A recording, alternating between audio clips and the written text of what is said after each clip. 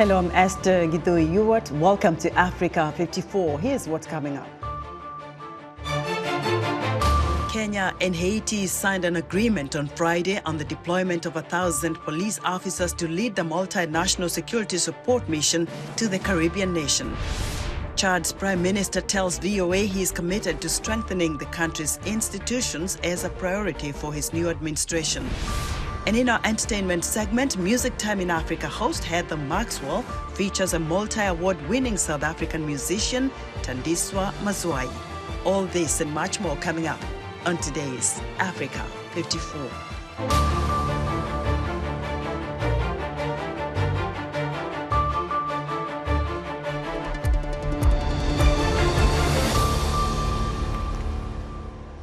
Haitian Prime Minister Ariel Henry visited Kenya Friday for talks with President William Ruto on the deployment of a multinational missions to his nation, which is backed by the United Nations. Henry, who came to power after the assassination of Jovenel Moise, the country's last president in 2021, has pledged to step down by early February, but later said security must first be re-established to ensure free and fair elections. Amid the backdrop of Henry's visit to Kenya, turmoil reigned on the streets of Haiti's capital, Port-au-Prince, Thursday, as violence and heavy gunfire erupted in what a gang leader says was a demonstration against authorities. Mohamed Yusuf has more on Henry's visit to Kenya. Haiti's Prime Minister Ariel Henry is in Kenya to meet with Kenyan President William Ruto. According to Henry's office, the Prime Minister will meet Kenyan leaders and security officials to discuss and finalize the details of the Kenya-led multinational security support. Kenya has agreed to deploy 1,000 police officers to help Haiti restore peace and security. However, the planned deployment has run into legal challenges, and a Kenyan court in January ruled it's illegal that the President and his National Security Council have no authority to send troops to Haiti or any other country. Many Kenyans have expressed concerns about the deployment and the safety of the officers who may be sent to Haiti. The Constitution does not have a lineup for deployment of police officers, or rather, what they would do, what court says, they would do what is there provided in the Constitution is to send the defense forces. That's what we have been seeing being sent to other countries to bring peace into those countries. But I think whatever court said, I think there's something in it. There's something in it. There should be laid down structures and procedures to be followed to make sure the Kenyan troops Kenyan police officers are safe wherever they are, and what are the securities that Haitian government is putting. Kenyan police officers are good and strong. We pray for them that if they go there, they do their work and they will come back home in peace. Don't know, when we see those tear gas and the rungus and some guns, we run away. But those gangsters will not run away. They will fight. So unless we want to equip our police with enough equipment and retrain them to deal with such gangsters, is when we can send them. But sending them now, these policemen I see around, who cannot even deal with some few people in Kondele, you want to send them to Haiti, let them not try. Let that Prime Minister go back empty-handed. The Caribbean nation is currently facing a significant challenge from violent gangs who have taken control much of the city and vowed to overthrow the government. The Prime Minister hopes his visit will expedite the deployment and Kenyan police officers will join him to restore normalcy to his country. Mohamed Yusuf, VOA News, Nairobi. For more on the Kenya-Haiti mission, standing by live via Skype is Joanna LeBlanc, a partner with the Adomi Advisory Group and a native of Haiti. Hello, Joanna. Hi, Esther. Thank you for having me on today. Now, what awaits the Kenyan and Benin's troops in Haiti? Well, first, I would like to applaud President Ruto and President Talon of Benin for uniting and for seeing the need and stepping up to the plate to provide much needed security support to the people of Haiti. I think it shows Pan-Africanism, it shows Black unity, and it's also an opportunity for both countries to show to the world what a successful cooperation could look like. because the reality is that the people of Haiti are very skeptical of this mission, and rightfully so, because other missions have failed. The 1915 occupation of Haiti by the United States government, which ended in 1934. You have the UN peacekeeping mission, which brought about cholera into the country, was also considered a failed mission into the country. So various interventions have not worked, but this is an opportunity for President William Ruto and President Patrice Talon to show to the world what is possible when Black nations unite to solve Black problems and problems impacting Black people, right? But the reality is that the situation on the ground, it's dire. You have gangs that have more sophisticated weapons than the Haitian National Police. But the reality is that Haiti does not manufacture weapons. Those weapons are coming out of the United States, in particular South Florida and other parts of the region. So those fundamental and root cause issues must be addressed by the United States government in order for President Ruto and President Patrice Talon to be successful in this mission. Well, you talk about being successful in this mission, Joanna, but how should these troops prepare to counter the notorious gangs in Haiti? Because that's been the talk that I hear, you know, the concerns of families who are about to head to Haiti. Absolutely. I think first and foremost, the fact that the president of Benin has joined this mission is a great thing because they do speak French in Benin, and the culture is quite similar to the Haitian culture. In fact, most Haitians are from Benin, historically speaking. So there's that familiarity, the language, which Kenya unfortunately does not have.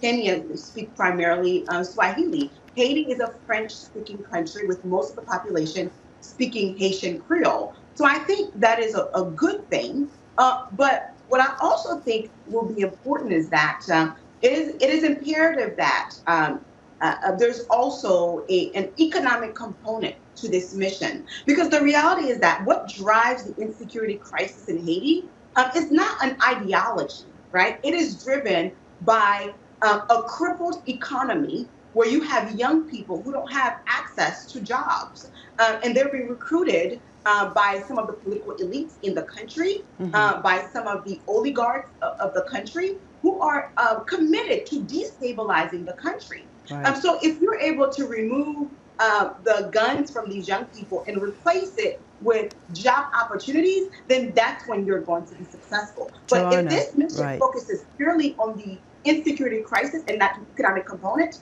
it will be very challenging to do. Joanna, the other question I'm hearing, especially from Kenya, is in case of harm or death, what should families prepare for in terms of, legal preparations? You are a lawyer. Tell us very briefly what you think they should prepare for. Well, this is not my area of expertise, but what I can tell you is that Haiti has a very weak infrastructure. In fact, more than 60% of the country does not have access to health care.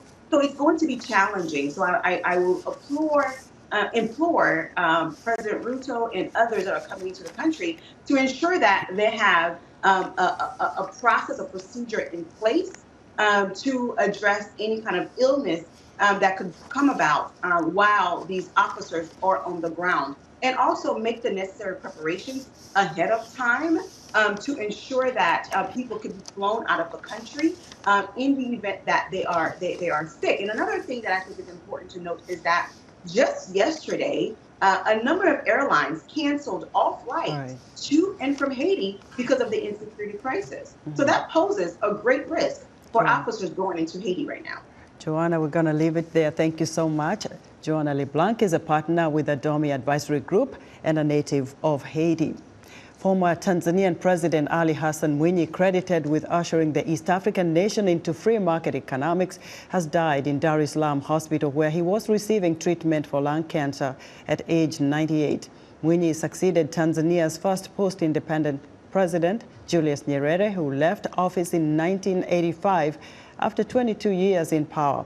For more on Mwinyi's death, I'm joined by Hassan Mhelela, a reporter with VOA affiliate Azam TV. Hello, Hassan. Hi, this is Hassan in Dar es Salaam. I'm very well. Hassan, how is the late president being remembered? Yeah, we have had a lot of good stories about the late President Ali Mwinyi from both leaders who served under his administration, as well as members of the public. As you said in your introduction, he is credited for opening up the economy, as well as ushering the transition from a single-party rule to multi-party democracy in Tanzania. And he oversaw that process in 1995 when he stepped down and allowed Benjamin Mkapa to become president, which was a precedent at the time. Hassan Mwinyi was honored across the East African region. Hassan, what are some of the highlights that you were able to pick up during his burial today? Yeah, there were a lot of good speeches at a major stadium here in Dar es Salaam, where members of the public were allowed to pay their last respects. There are a few speeches. One of them was from former President Jakaya Kikwete, who spoke very well about him, recalling about his days serving as a deputy minister and later on as a full minister under President Mwinyi's leadership. And he had a few jokes that he cracked about how the then president used to work with them, allowing them to, he worked as a mentor for them to allow them to grow their political career. And there were people in the streets of Dar es Salaam. They lined up to see the procession of the casket being moved from the hospital to the stadium, and later on he was airlifted to Zanzibar, where the funeral will take place tomorrow. Right. Hassan, thank you so much for bringing us up to speed on what happened and also the legacy of the late President Ali Hassan Mwinyi. That was Azam TV's Hassan Mhelela reporting live for us from Dar es Salaam, Tanzania. Chad's Prime Minister Thandiswa Mazwai says that he is committed to strengthening the country's institutions as a priority for his new administration. His comments follow the death of opposition politician Yaya Dillo, who was killed Thursday during an exchange of gunfire with security forces. Prime Minister Mazwai says that the tragic events of this week should be an opportunity for Chadians to work towards unity and reconciliation. VOA's Jackson Vunganyi spoke with Mazwai at VOA headquarters here in Washington on Thursday. To describe the situation in Chad, the flight is continue, and we expect and we hope we can have a soft landing despite the turbulences that we are going In this through. case, the soft landing is the free, fair elections. Free, fair election and inclusive election. Right. Because this is why from day one, when I was appointed Prime Minister, we made sure that we have independent bodies in charge of the election. We made sure that even the constitution we have introduced improvements, and the laws for the election introduce the possibility for independent people to run. For women, a minimum number and percentage for women, mandatory for every party, for political, for the youth, and for rural areas, to make sure that there is an ownership also at national level. And we intend and we are going to train around 50,000 volunteers, to be able to handle the poll boxes, etc. So these are the progress, these are the innovations that are on the table to make sure that when you compare the new constitution to the former one, the previous one, it was forbidden to the youth to be candidate. But today you had to be what, 40 years old? 40 years old, right. In a country where you have 80% of the population. Majority are under 20 something. Yes, so this shows you clearly the kind of where we come from and where we are today. So we are making progress. So given the regional challenges, particularly in the Sahel region, how is Chad contributing to the regional security and stability? I think there is no hazard here. Our country, Chad, is the geographic center of Africa is in Chad, in the southern part of Chad. The oldest man discovery in the world is in Chad, Tumai. So what we offer to the world is our humanity, despite the fact that we have development challenges. And this is the role that Chad is playing. This is the role that we intend to play in the Sahel region and above. I was mentioning the fact that despite the very difficult situation in Sudan, we kept our borders open to make sure that we can welcome our brothers and sisters who are flying, who are leaving their countries, going away because they are seeking home. We offer them home. More than 1.5 million refugees. 60% of the refugees of the Sahel are there in Chad, which shows, I think, our humanity. People over everything. But now, because we stood up with dignity, we need also a support of our friends of Chad, friends of Chadian people, etc. This is on the humanitarian side. But we intend also to continue to play our role on security side, to continue to transform our army, our security forces. And this is for us a public investment that we are bringing on the table. Last but not least, we need to make sure that we move our country from a one-legged kind of country to a two-legged country, where basically the question of security, we focus on that 100%, but also the question of development. That was Chadian Prime Minister Thandiswa Mazwai speaking to VOA's Jackson Vunganyi here at VOA headquarters in Washington. A bill which criminalizes LGBTQ+ people in Ghana and their supporters is drawing international condemnation after it was passed by Parliament. The United Nations is calling it disturbing and urging for it not to become law. Reporter Sananu Todd has reaction from the Ghanaian LGBTQ community as well as advocates of LGBTQ rights. And I think the bill they are passing is a good bill because I can't stay and go and stay with a man. And I can't live at my girlfriend's to stay with a man too. And as well, God created a man and a woman to stay and to get married, not a man and a man to get married. So I'm for the bill. I'm standing for the bill. I think it's a fair bill. I understand that everyone has their own right. But I don't know why the Western world is pushing this LGBTQ on us. They are the same people who brought us the Bible and said a man and a man should not be married, and neither should a woman and a woman. Now, they want us to allow a woman to marry a woman. It is not right. For me, the bill is so draconian. The bill is not going to essentially bring out what it thought it would do. Largely, what the bill is going to do is it's going to make people who are marginalized going to suffer violence. They are going to continue to be hated on. They are going to be denied several opportunities. And so for me, and for majority of the people I've spoken to within the humanist circle, this bill is nothing that we should be happy about. And we hope and we are calling on the president to reject it and not assent to it. Let us know what you think about Africa 54 and all our VOA Africa programs on our website at voaafrica.com. Still to come in our entertainment report, the magical voice of South Africa's Thandiswa Mazwai. We'll be right back after this short break.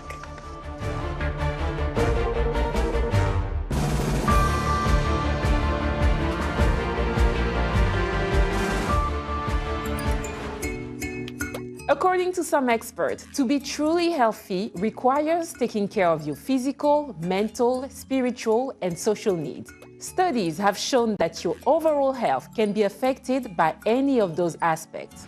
On this week's edition of Our Voices, we will delve into the world of holistic healing. We will also explore some of the most common treatments, including meditation, yoga, and how to promote the well-being of women.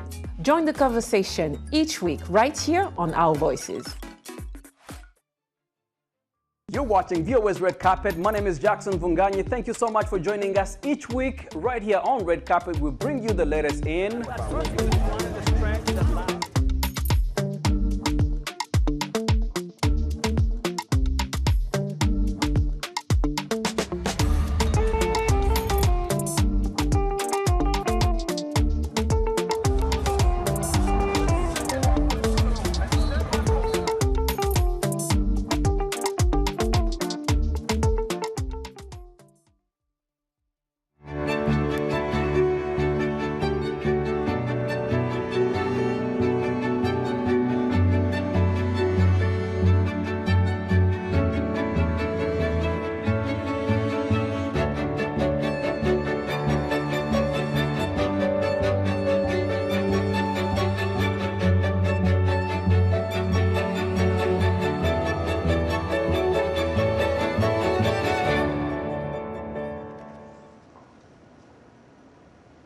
In other news, relatives and supporters of Alexei Navalny bid farewell to the 47-year-old opposition leader and fierce critic of Russian President Vladimir Putin at a funeral Friday in southeastern Moscow.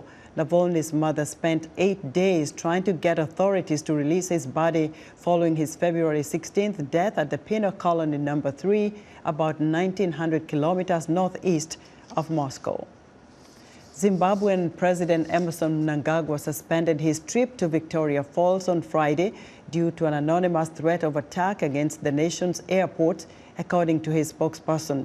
George Charamba says airport authorities were made aware of an email sent through FastJet airline claiming a credible bomb firearm threat targeting airports in Zimbabwe.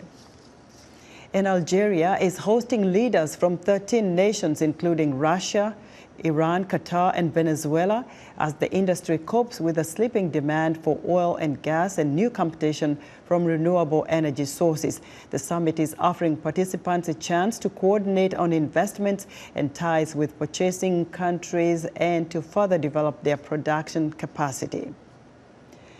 It's time now for our entertainment report, and joining us now is Heather Maxwell, host of VOA's Music Time in Africa radio program, to spotlight one of South Africa's legendary singers. Hello, Heather. Hello, Esther. Hello, everyone.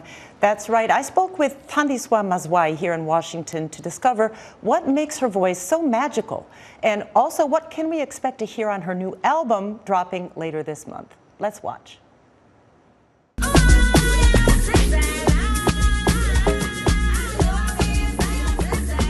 The power of her voice is captivating and crystal clear. It has earned her 6 award-winning albums with Kwaito Group Bongo Muffin, multiple Best African Female Artist Awards, and gold status albums since striking out as a solo artist.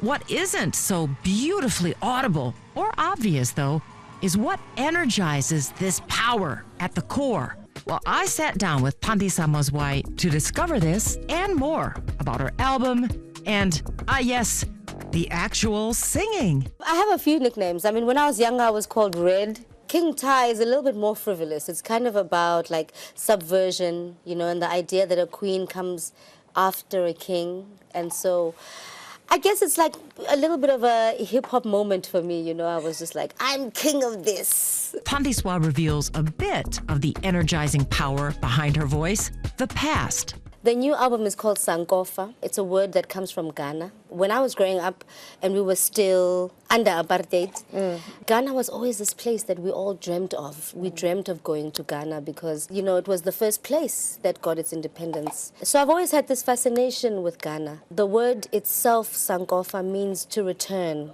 and fetch what has been left behind or what has been lost.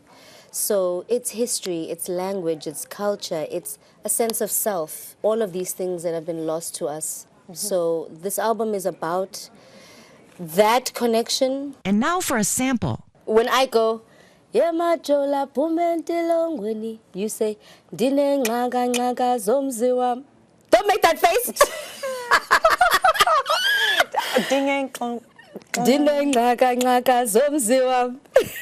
She's kidding. You see, She's kidding. She's this is the thing. We have to do it together. But I can't sing that. Do you have any English? No, I do not sing in English. Why don't you sing something from the old days? One of my favorite songs by Miriam Makeba is a song called Moliame. And it's on her album called The Guinea Years. When she was exiled from both South Africa and America, she had to move to Guinea. Yes. Moliame, baba, Moliame, oh dunia, Moliame, kobedulia sabadela. Singing Makeba's song triggers Thandiswa into a different posture of calm and confidence I hadn't felt earlier. And as she next recalls how she got started singing as a teenager, I understand why. I was very bold as a young person, and so I threw myself at the feet of all these greats, and they couldn't shake me off. They just could not. So I had the pleasure and the honor of sitting at Miriam Makeba's feet, of sitting at Brahyuma Sikela's feet, Busi Mhlongo, Dorothy Masuku, even our mother, our warrior, Mama Winnie Mandela. It was, I think, their trust and faith in my ability and my voice that was the impetus for me to continue doing this as I've done for the past 30 years.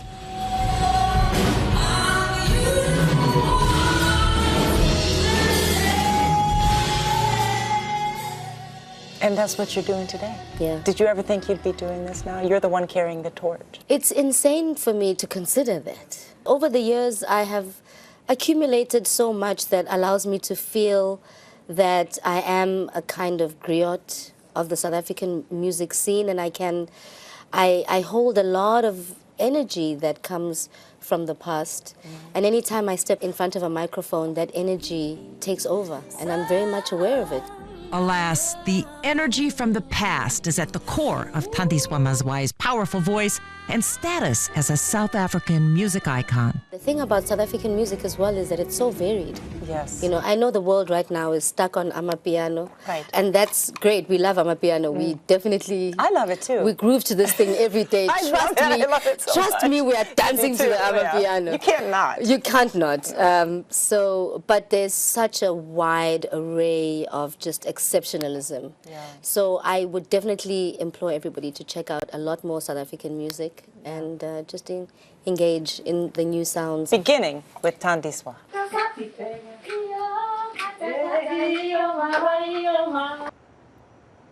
Stay tuned on my radio show and social media to find out when Sankofa drops and for a longer version of that interview.